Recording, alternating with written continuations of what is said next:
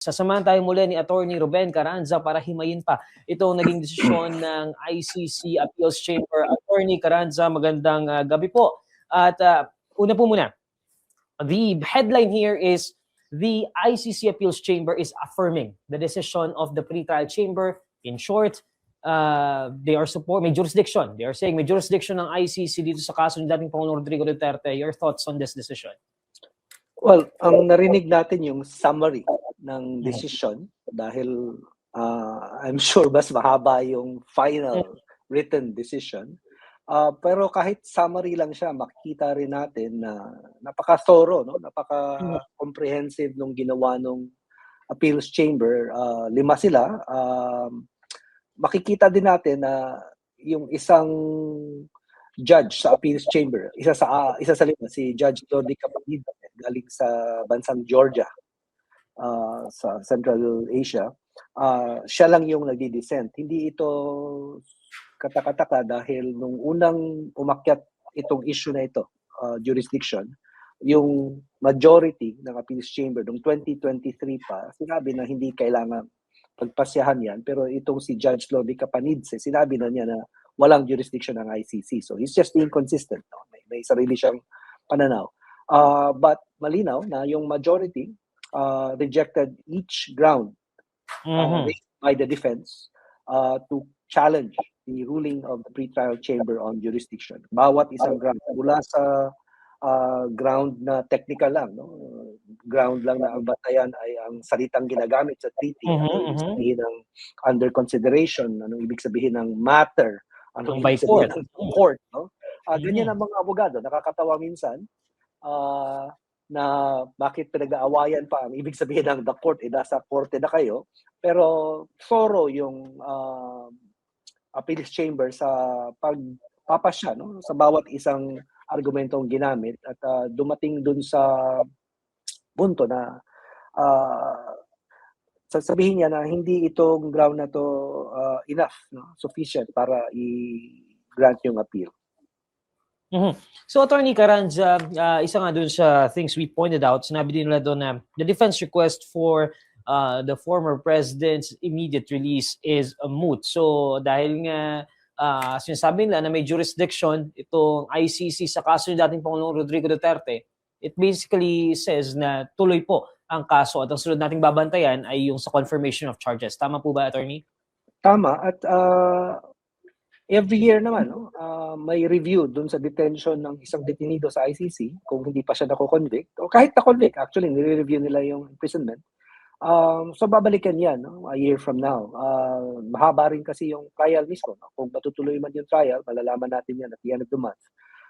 Isa pang mahalagang punto, Neil, no, na aside from the technical arguments that the appeals chamber rejected, no, yung sinasabi ko kanina na anong ibig sabihin ng mga salitang ginagamit sa treaty, sinabi rin ng appeals chamber na ang object and purpose ng ICC treaty ay mahalaga. No? Object and purpose.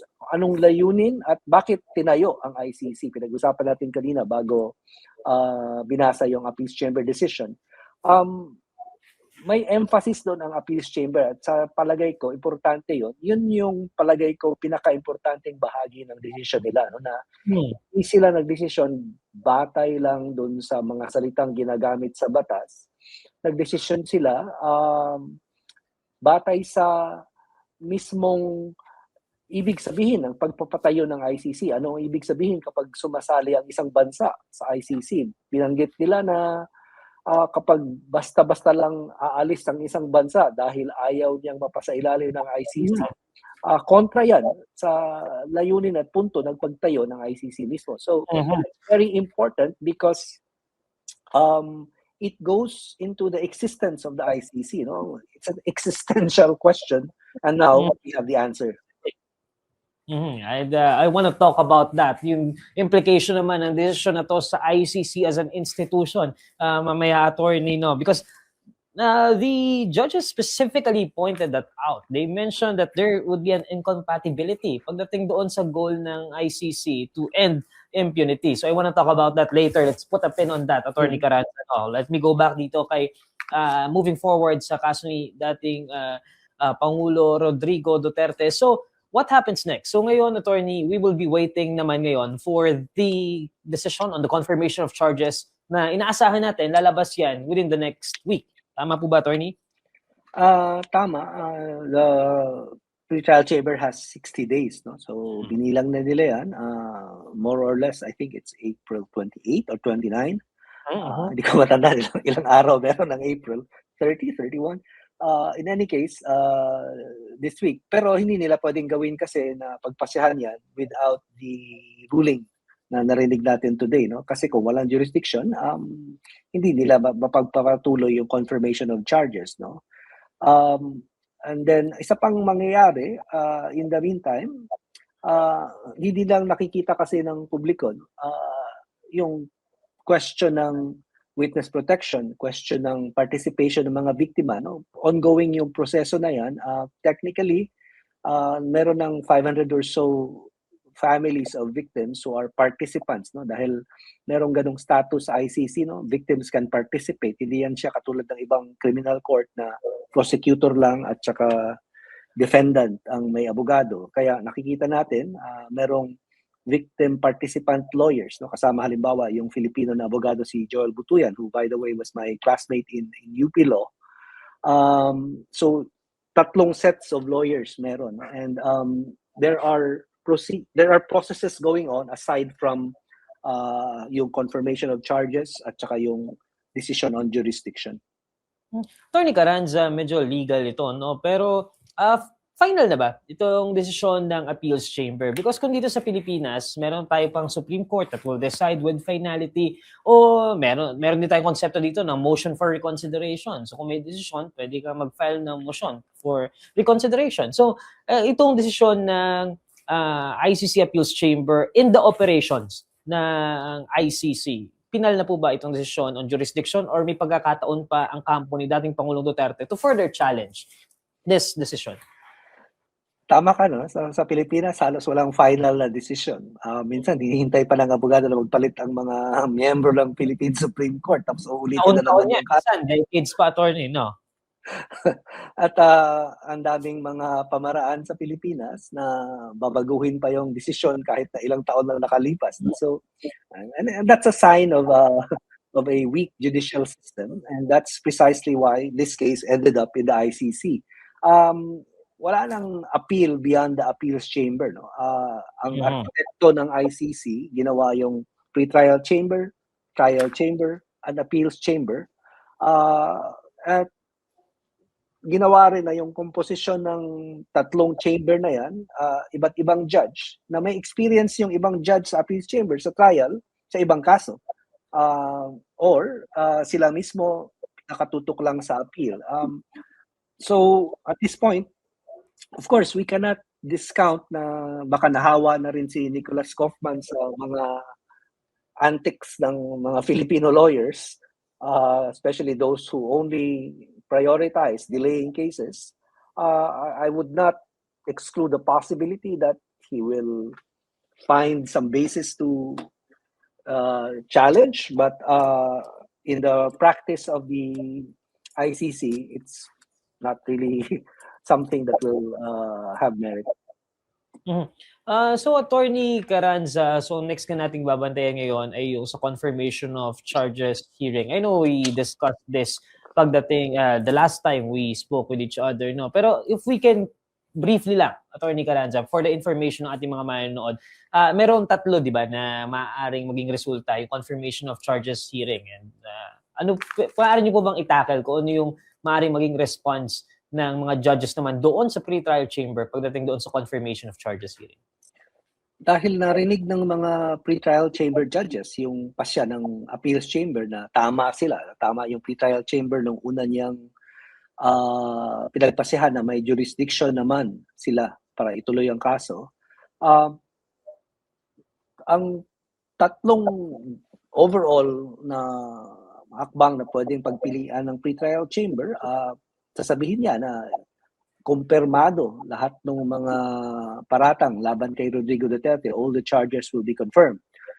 Pero pangalawa, pwede rin niyang sabihin sa prosecutor na hindi lahat ng charges kumpirmado, mayroon lang ilan ang pwedeng ituloy sa paglilitis. At pangatlo, pwede rin niyang ipa-amyenda, ipabago, no? Pwedeng palagdagan ng charges, pwedeng pabawasan ng charges. Ang purpose ng confirmation of charges, dalawa kasi yung proceeding diyan, confirmation of charges and pre-trial, no? Para ihanda ang kaso bago mag-trial, bago maglitis, para malinaw kung ano yung paratang, para alam naman ng defendant, alam ni Rodrigo Duterte exactly what he's being charged with and what the evidence will be used against him. No? So, yan ang ibig sabihin, yan ang kahulugan ng due process. Hindi ako sigurado kung alam ni Rodrigo Duterte ang kahulugan ng due process, pero hopefully, nakikita niya personally and obviously without any choice, because whether or not he watches this proceeding right now, whether or not he listened to it, or obviously he will be told by his lawyer about it, he hopefully will finally understand the value of due process. Attorney Carranza, I understand na by majority yung rejection sa ilang grounds dito. No? But I want to ask this in particular because it's so easy to put an information out of context at maaaring itong partial, and I want to highlight that, no, partial dissension ng ilang judge ay maaring i-highlight, no, ng ilang to push for a particular narrative. So let me ask you this, gaano kalaki yung implication nung partial dissension na yun in the grand scheme of things? Granted na ang ending pa rin naman ay nireject yung bid for appeal, pero how huge in the grand scheme of things yung partial dissension na yun? Yung dissent kasi ibig sabihin, hindi ka sangayon dun sa majority, no? And this is a 5-judge appeals chamber. Isa yung nag-dissent, si Judge Lodique Panidse nga. Ibig lang sabihin na hindi siya sangayon dun sa reasoning ng pretrial chamber na may jurisdiction ng ICC. Pero dun lang sa dalawang argumento. Para sa kanya, dun sa technical term na ang preliminary examination is a matter under consideration, sa palagay niya hindi. Sa palagay niya, preliminary investigation ang matter when it becomes under consideration. And then, yung pangalawa pang bagay, if I'm not mistaken, because ngayon ko lang narinig lahat yan, yung ibig sabihin ng the court, ibig sabihin ng mga termino na ginamit ng Article 127, Paragraph 2. So his dissent is really technical. His dissent is about the meaning of words and not about the object and purpose of the ICC and why it was created. Kaya wala siyang sinabi doon sa natitirang mga argumento ng appeals chamber, ng pretrial chamber at ng prosecutor kung bakit dapat ipagpatuloy ng kaso. Wala siyang sinabi na mali ang pretrial chamber, na ang layunin at dahilan kung bakit may ICC para walang makakatakas sa pananagot, no? Nobody is above the law, walang impunity, no? Yung walang kapananagot kapag may ginawang krimen na crime against humanity halimbawa. Hindi na siya nag-dissent doon because hindi naman kailangan. But at the end of the day, isa lang siya sa 5. And therefore, a majority is decisive in this decision. Matatandaan natin na originally, 2 silang nag-dissent. No? Nung unang inakyat yung question ng jurisdiction at sinabi nung 3, noong 2023 na hindi pa natin kailangan pagpasyahan ng jurisdiction, isa pang judge, I cannot recall his name right now, but he is not part of this appeals chamber anymore. Nag-dissent din. No? So right now, it's just 1 judge dissenting. Attorney Carranza, I wanna discuss naman yung implication ng desisyon na ito sa ICC as an institution. Prior to this, may mga people, some people are framing this from an existential perspective pagdating dito sa ICC. Ano yung sinasabi ng desisyon na to pagdating sa ICC and pagdating sa kanyang purpose, particularly in international justice? So, nagsimula sa technical na issue, no? Yung sinabi ng appeals chamber dun sa summary. Sabi niya, dalawa yung mga batas na pinag-uusapan dito, yung ICC treaty mismo, at saka isa pang treaty, no? Yung Vienna Convention on the Law of Treaties. Ang treaty na nag-regulate kung paano natin dapat interpretahin, no? Yung interpretation natin ng mga treaty, yung Vienna Convention.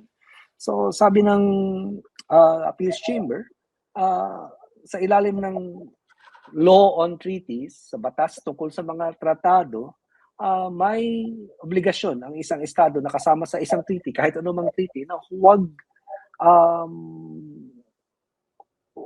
talunin yung layunin ng treaty na yan, no? Pwede kang mag-withdraw, wala namang napipilit na kasali ka sa lahat ng treaty o sa kahit anong treaty, pero kapag nag-withdraw ka sa isang treaty, may obligasyon ka pa rin na huwag mong talunin, not to defeat the object and purpose of the treaty. In-apply ngayon yan ng appeals chamber sa ICC treaty, no? Na kahit na merong karapatan ng isang estado bilang sovereign state na sumali o huwag nang sumali at mag-withdraw sa isang treaty, pati na sa ICC treaty, may obligasyon pa rin ang estadong ito na huwag talunin ang layunin ng treaty na wini-withdrawhan niya. So, importante ito sa ICC dahil in the past, mayroon ng mga kampanya, no? Kasama yung Kenya ang nagsimula para halimbawa mag-withdraw ang mga African states sa ICC, no? Muntik nang mag-withdraw ang South Africa, nag-withdraw yung Burundi, kaya yung Burundi lang yung pinakamalapit na kaso dito sa issue na ito sa Pilipinas. And more recently, nakita rin natin na yung Hungary, no, nung bago natalo si Viktor Orban being as the president of Hungary, sinabi niya na hindi na niya susundin ang ICC treaty at baka umalis ang Hungary from the ICC, no. So may mga ganong hakbang, depende kung sino yung presidente ng isang bansa at kung yung presidente na yon naniniwala ba na dapat magkaroon ng ICC o dapat at least magkaroon ng sistema ng international justice. Kahit na minsan kasi ginagamit nilang pagpupuna sa ICC na hindi ito patas, na ang tinutugis lang mga African o mga Arab, ngayon ay Asiano, no, Pilipino na tinutugis. So medyo humina na yung argumentong yon. Pero mayroon pa rin mga bansa nagsasabing hindi dapat sila usigin ng ICC, yung Israel, yung Estados Unidos, yung Hungary. So hindi mo pwedeng gawing satisfactory for all countries ang ICC. Hindi perfecto ang ICC. Pero ang tanong, no, ang tanong ni Nelson Mandela, no, nung unang sumali ang South Africa sa ICC, sabi ni Mandela, kung meron lang sanang ICC nung panahon ng apartheid, no, yung panahon ng patayan sa South Africa, sana hindi nangyari lahat ng mga patayang yun, no. Ganon din ang pwedeng sabihin ng ibang bansa. Mas mabuti nang magkaroon ng hindi perpektong ICC kaysa walang korte at walang sistema kung saan pwedeng tumakbo ang mga tao na hindi makapunta sa sarili nilang korte, hindi makahanap ng katarungan sa sarili nilang bansa. Tony Carranza, I'm curious lang, granted na magkaiba naman yung probable cause and guilt pagdating doon sa issue ng jurisdiction. These are two different topics, no? I'm curious na, if the pretrial chamber decides na there's enough evidence to allow this to proceed to trial, so we are confirming the charges, ganyan. If mapunta tayo doon, do you think itong naging desisyon ng appeals chamber's jurisdiction, will this have an impact doon sa strategy ng kampo ni dating Pangulong Duterte pagdating doon sa trial, na pagdating sa kaso niya? Well, perhaps in one aspect, no, at hindi ako sigurado kung gagamitin ba ni Kaufman o ni Dov Jacobs. Si Dov Jacobs siguro hindi na i-retain ni Duterte dahil tapos na yung trabaho niya, no? Specialist lang siya dun sa jurisdiction. Narinig natin na sinabi ni Judge Carranza, no, na, at like I said earlier, hindi kami related, habang binabasa niya yung summary, na sinasummarize niya yung argumento ng defense, no, ni Nicholas Kaufman, na political and policy arguments ang ginagamit para Mhm. sabihing may jurisdiction ng ICC. At ang tinutukoy ni Kaufman dito, yung argumento na ano ba ang purpose ng ICC? Para saan ba ang pagtatayo ng korte, no? Of course, he will frame it as political because he wants to get rid of that argument, even if it, in fact, it's not just a legal argument, but the most important purpose of establishing a court, which is justice, no? Para saan ang korte kung wala namang katarungan? So, posibleng gamitin niya ang desisyon ng appeals chamber to repeat what he said about the political nature of the case, no? But I don't think he needs the appeals chamber to raise that argument. He will probably raise it near the end of the trial when the decision comes. But in all likelihood, he will have to, assuming that the pretrial chamber confirms the charges, magfo-focus siya doon sa ebidensya, magfo-focus siya doon sa naipakita na ng Office of the Prosecutor na most likely gagamitin nilang testigo, mga insider witnesses, mga pulis na kasali sa death squad na tinayo sa Davao at ginamit nationwide sa Pilipinas, yung forensic evidence, at mismo, ang pinaka-importante, in a way, yung mismo mga pananalita ni Rodrigo Duterte. Gagamitin yan. And Nicholas Kaufman will be busy. I don't know whether, in fact, Duterte will retain him as his lawyer in this case because makikita naman natin, no, na up to this point dito sa decision tungkol sa jurisdiction, yung mga karamihan sa ginawa ni Kaufman ay ang pagpapatagal muna sa kaso. Karapatan naman yan ng kahit sinong akusado, no, na i-challenge mo lahat ng pwede mong i-challenge through your lawyer, even including such trivial matters as pwede bang maging abogado ng mga biktima si Joel Butuya, no? Things like that shouldn't have been challenged, but he keeps challenging. Now, whether he's effective for trial purposes and not just for jurisdiction and challenging the arrest of Rodrigo Duterte is for Duterte to decide. Marami namang abogado na nagpa-practice sa ICC na pwedeng kunin ni Duterte na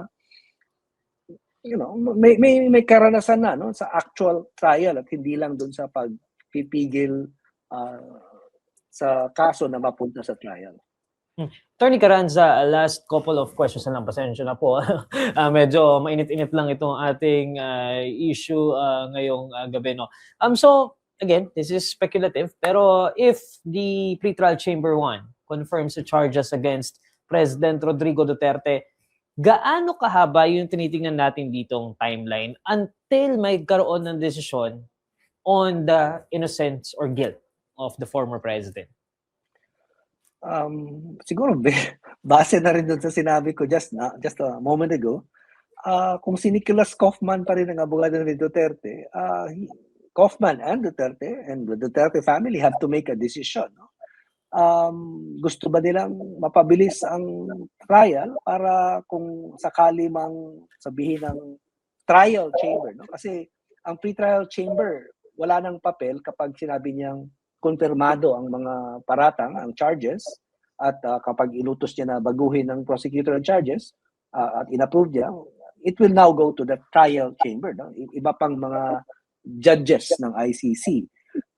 So dapat magkaroon ng desisyon si Duterte at ang pamilya niya kung tutuloy ba nila na si Nicholas Kaufman ng abogado, dahil kung gusto nilang mapabilis ang kaso, it's possible that they might consider a lawyer who will have a different strategy, who will take the case seriously and not as a political case. Although, nakikita ko din na posibleng yun ang argumento lang na matitira kay Duterte.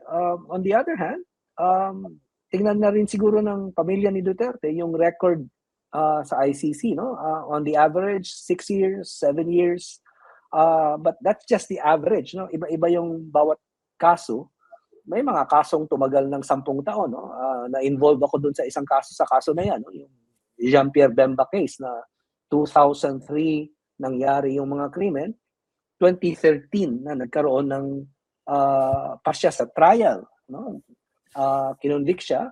Pero in-appeal niya, na-acquit siya, but it took another 3 or 4 years. So, mas matagal pa sa 10 taon. So it's possible, no? And yun yung kinakaharap ngayon ng pamilya ni Duterte at ni Duterte mismo, na handa ba siyang magtagal ng ganon yung trial niya, 5 years, 6 years from now, or gusto ba niyang mapabilis ang trial? Now, isa pang option, which is hindi ko pa nakikita kung tama ba yung stage, no, na meron kasing posibilidad sana na plea of guilt, no? Aminin ni Rodrigo Duterte tapos matuloy na lang sa sentensya, pero I think we're past that now.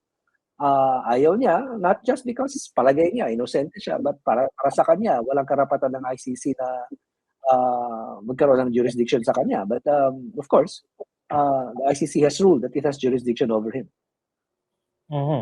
Attorney Carranza, last question na lamang, no?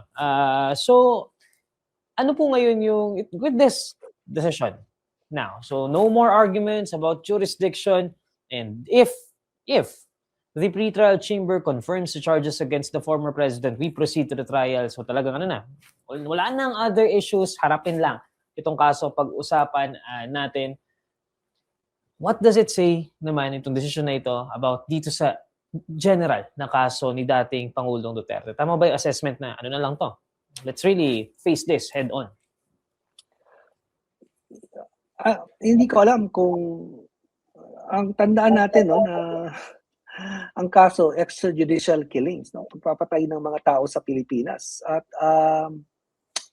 inaamin naman niya, no, sa Kongreso sa Pilipinas, sa iba pang mga okasyon, na siya ang nagutos. Ginamit nga yung mga pag-aamin niya na yan, no? And so for someone capable of doing that by his own admission, murdering Filipinos, babantayan natin na babantayan ng mga Pilipino, hindi lang yung mismong paglilitis na nangyayari sa ICC, kailangan bantayan din ng mga Pilipinong may tiwala sa katarungan, may tiwala sa katotohanan, na hindi mapahamak ang mga testigo, hindi mapahamak ang mga pamilya ng biktima, hindi mapahamak ang mga pamilya ng testigo, dahil habang nagkakaroon ng trial, hindi naman ibig sabihin na humihinto na yung kapaligiran, no, sa labas ng korte, sa labas ng ICC. And it's important to protect Filipinos who are involved in the case as witnesses, as family members of witnesses, as victims, as survivors, and their family members, and their lawyers as well, because we are dealing with persons who, by their own admission, committed crimes against humanity of murder.